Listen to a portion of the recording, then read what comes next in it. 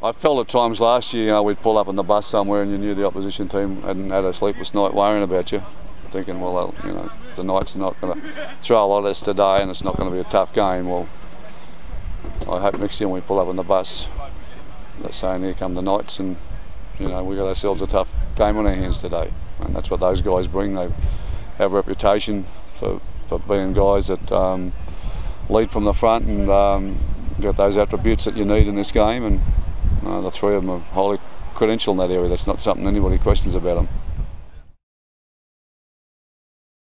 Yeah, well, I don't look at their ages, I just look at how they play, and so that's my priority.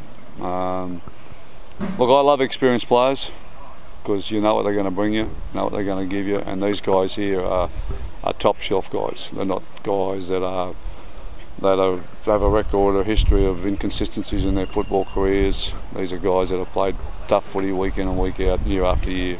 And I look at Danny this morning, he's as enthusiastic as he was last year. He's out there helping everybody, doing all the run and competing great. That's just using him as one example. And there was no better player here last year than Danny Badiris, and Willie wasn't far behind him. So that's not the issue, but the issue is for us to recognise that we have got an ageing team and I've got some good kids coming through, and that's what they're doing. They're buying time. That's how we built the Broncos. We had the great Wally Lewis and the Gene Mileses and the Greg Dowlings. They were all at the end of their careers, but they brought the Alan Langers through and the Steve Renoufs and the Kevin Walters and a whole lot of other people because they were young men. If they were left to their own devices at that age, they'd have been beaten by 30 and 40 points every weekend. I don't read the news too much, and I read nothing about Nathan. No, it's we've got a job to do here, and we've been well supported and well resourced, and that's all I can judge anything by, and that's we're getting on with life. I do talk to him regularly. I enjoy his company.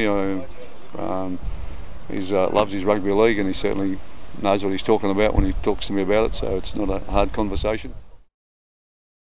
I'm disappointed, but I'm realistic as well. It's a choice that he made it, so it wasn't the game. I think the game was doing all it could within its rules, and probably bend the rules a little bit to try and accommodate him.